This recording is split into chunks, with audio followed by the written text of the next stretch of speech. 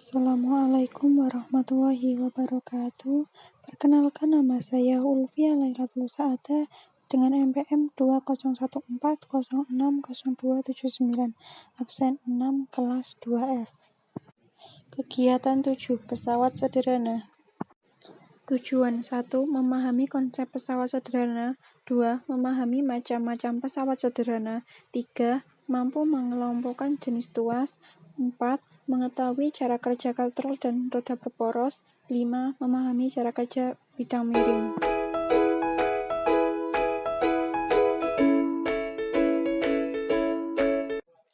Hasil praktikum. Memahami konsep pesawat sederhana. Dari percobaan, dapat disimpulkan bahwa mencabut paku yang tertancap di papan menggunakan jari tangan sangat sulit, atau bahkan paku tersebut tidak bisa tercabut. Berbeda dengan menggunakan tang, paku bisa tercabut lebih mudah. Cara mencabut paku menggunakan tang termasuk prinsip penggunaan memahami jenis pertama di mana titik tumpunya berada di antara beban dan kuasa. Macam-macam pesawat sederhana. Tangga termasuk bidang miring, setir mobil, roda berporos, gunting, tuas, kipas angin roda berporos, gerobak basi roda berporos, pengangkat peti kemas katrol, jalan di pegunungan bidang miring, roda argo bidang roda berporos, sumur timba katrol, lift katrol, perosotan untuk bermain anak-anak bidang miring. Menentukan jenis-jenis tuas pada benda. Berikut tabel hasil pengamatan.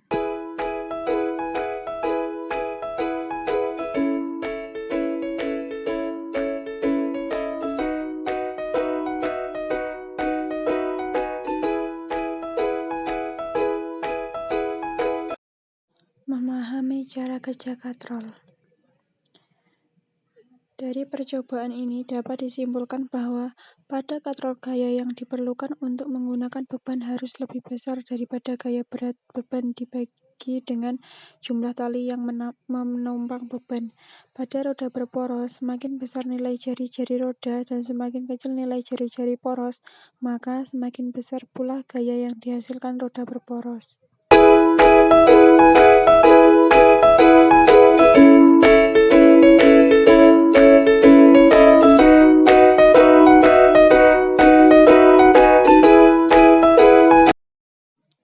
Memahami cara kerja bidang miring.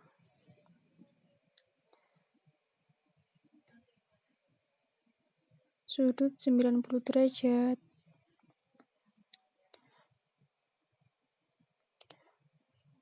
Sudut 60 derajat.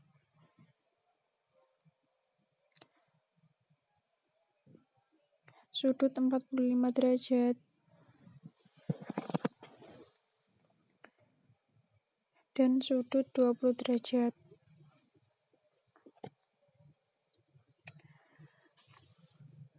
Keuntungan mekanik pada bidang miring bergantung pada sudut kemiringan lintasan. Semakin besar sudut lintasan, maka keuntungan mekaniknya akan semakin kecil. Semakin kecil sudut kemiringan pada bidang, maka keuntungan mekaniknya semakin besar, atau semakin kecil gaya kuasa yang harus dilakukan. Dari hasil percobaan tersebut dapat disimpulkan bahwa besar kecilnya keuntungan mekanik atau besar kecilnya gaya kuasa yang harus dilakukan tergantung besar kecilnya sudut kemiringan.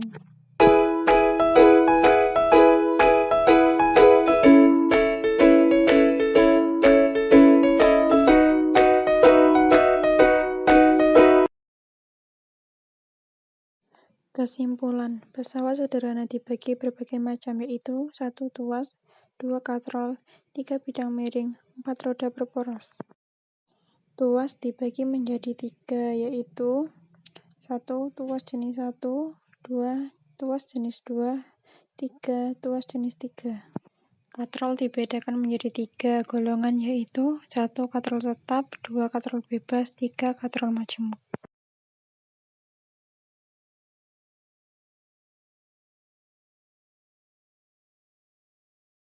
Kegiatan 8. Cahaya dan indera penglihatan. Tujuan 1. Memahami perambatan cahaya dan membuktikan bahwa cahaya merambat lurus. 2. Membedakan benda-benda tembus cahaya dan tidak tembus cahaya. 3. Membuktikan penguraian cahaya putih menjadi berbagai warna. 4. Memahami reaksi yang terjadi. 5. Menjelaskan proses melihat. Alat dan bahan. Alat: mistar, lampu senter, gelas plastik, gunting. Bahan: benang, cermin, lilin, kertas putih, air keran, tisu, karet gelang, sabun, pewarna, gelas air mineral. Air, korek api, ember, kertas karton, plastik, triplex, buku. Hasil praktikum. Pada percobaan pertama, posisi kertas karton yang sudah diberi lubang diletakkan secara lurus. Praktikum dapat melihat cahaya lilin. Pada percobaan berikutnya, posisi ketiga layar yang berlubang ditarik segaris ke kiri dan ke kanan. Setelah dibuktikan dengan cara menarik benang melalui lubang-lubang tersebut, cahaya lilin dapat dilihat praktikan. Pada percobaan berikutnya, jika layar A digeser ke kiri atau ke kanan, benang penghubung tidak lurus, maka cahaya lilin tidak dapat dilihat oleh praktikan. Pada percobaan yang terakhir, jika layar B digeser ke kiri atau ke kanan, benang tidak dapat membentuk garis lurus, maka cahaya lilin tersebut tidak dapat dilihat oleh praktikan, sebab ketiga layar tersebut tidak segaris. Kesimpulan, pada kegiatan praktikum cahaya merambat lurus dapat disimpulkan bahwa kertas karton yang disusun secara segaris kita dapat melihat cahaya lilin, sehingga dapat dikatakan cahaya merambat lurus. Akan tetapi, ketika salah satu layar digeser, maka kita tidak bisa melihat cahaya lilin tersebut. Benda tembus cahaya dan benda tidak tembus cahaya. Nama benda: 1. Plastik. Cahaya pada layar terang. 2. Kaca. Cahaya pada layar terang. 3. Tisu. Cahaya pada layar samar-samar. 4. Karton. Cahaya pada layar tidak tampak. 5. Triplex. Cahaya pada layar tidak tampak. 6. Buku. Cahaya pada layar tidak tampak. 7. Pewarna merah. Cahaya pada layar tampak. 8. Pewarna kuning. Cahaya pada layar terang. 9. Pewarna hijau. Cahaya pada layar terang. 10. Cahaya pada air sabun tidak tampak. 11. Air keran. Cahaya pada air keran terang. Kesimpulan, pada kegiatan praktikum dapat disimpulkan bahwa cahaya dapat menembus benda bening. Penguraian cahaya putih menjadi berbagai warna atau pelangi. Pada percobaan tersebut, dapat dikatakan bahwa cahaya memiliki sifat penguraian. Hal tersebut dapat dibuktikan pada hasil pengamatan yang sudah dilakukan. Maka dapat disimpulkan bahwa adanya pantulan sinar matahari dari cermin dapat menimbulkan cahaya-cahaya spektrum, sehingga dapat membentuk pelangi. Reaksi pada pupil mata. Pada percobaan yang pertama, mata praktikan terlihat mengecil ketika berada di tempat yang terang, kemudian menutup salah satu matanya dengan tangan. Ketika di tempat yang gelap, pupil terlihat membesar. Pada percobaan yang kedua, ketika mata dipraktikan disinari menggunakan senter, didapatkan hasil bahwasanya terjadi perubahan pada pupil mata praktikan tersebut. Pupil mata praktikan tersebut mengecil. Hal tersebut dikarenakan agar cahaya yang masuk tersebut tidak terlalu banyak. Kesimpulan, saat bagian mata dikenai cahaya secara tiba-tiba, pada bagian pupil akan memberikan reaksi yaitu mengecil. Jika di tempat yang gelap, pupil terlihat membesar. Kegiatan 9. Benda dan sifatnya. Tujuan praktikum. 1. Mengungkapkan pengamatan tentang berbagai wujud benda. 2. Mengungkapkan percobaan tentang sifat benda. 3. Menunjukkan perubahan bentuk dan wujud benda. 4. Menjelaskan perubahan wujud benda secara fisika dan kimia. Alat dan bahan. Alat: mangkuk, beker gelas, jarum, gelas minum, batu, plastisin, gelas, lampu spiritus, baskom, kaleng bekas, tripod, dan kasa. Bahan: es batu, air, kertas, benang, kapur barus, minyak kayu putih, korek api, balon. Hasil pengamatan. Sifat benda padat, cair, dan gas. 1. Sifat benda padat. Ketika batu dijatuhkan, plastisin akan berubah bentuknya. Hal ini terjadi karena saat benda dijatuhkan dari ketinggian tertentu, maka benda tersebut akan menyimpan energi yang disebut energi potensial. 2. Sifat benda cair. Pada percobaan kali ini, air tetap tertahan dalam gelas, meskipun gelas dalam kondisi terbalik dan menentang gravitasi. Hal ini dapat terjadi karena udara tidak masuk dalam gelas. Tekanan udara dari luar gelas lebih besar daripada tekanan air di dalam gelas.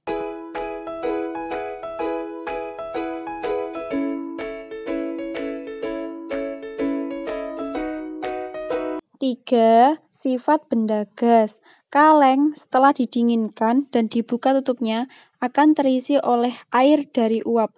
Hal ini membuktikan bahwa gas atau dalam hal ini uap akan mengalami perubahan ketika mencapai suhu dingin, menandakan bahwa gas memiliki sifat reaktif terhadap perubahan suhu.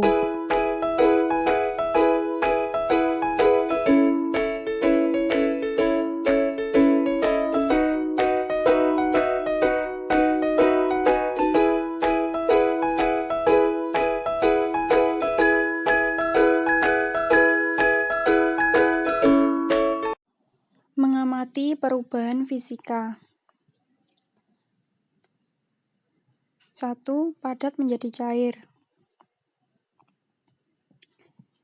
Es yang terbentuk padat akan mencair menjadi air setelah diletakkan dalam mangkuk dan dibiarkan selama 10 menit karena adanya perubahan suhu, sehingga merubah bentuk es yang semula padat menjadi cair.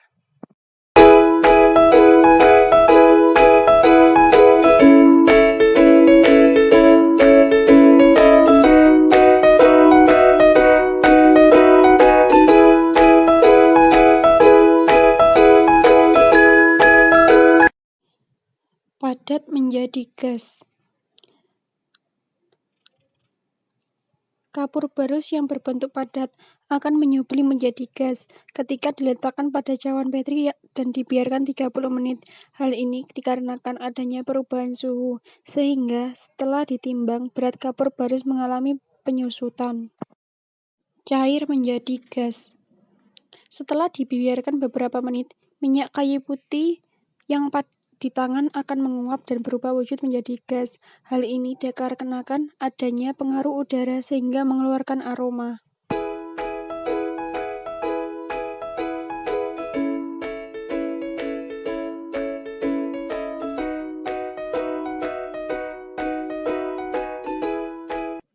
Selanjutnya, cair menjadi padat. Air yang dimasukkan ke dalam freezer akan membeku karena adanya perubahan suhu, sehingga air yang mulanya mencair menjadi beku atau padat. Mengamati perubahan kimia pada benda. Kertas yang berbentuk padat berupa lembaran akan terbakar dan berubah bentuk menjadi abu. Hal ini dikarenakan adanya perubahan suhu dari proses pembakaran. Hal tersebut merupakan perubahan kimia, karena dari proses tersebut kertas yang terbakar menjadi abu adalah hasil dari adanya reaksi kimia.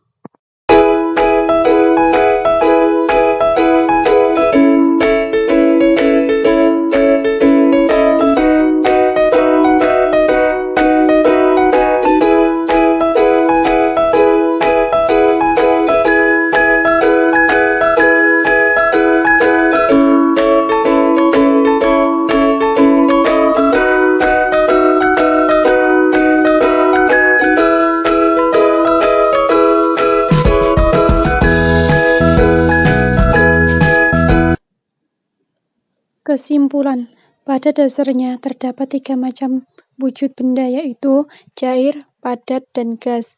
Perubahan fisika adalah perubahan zat yang tidak menghasilkan zat baru, sedangkan perubahan kimia adalah perubahan zat yang menghasilkan zat baru.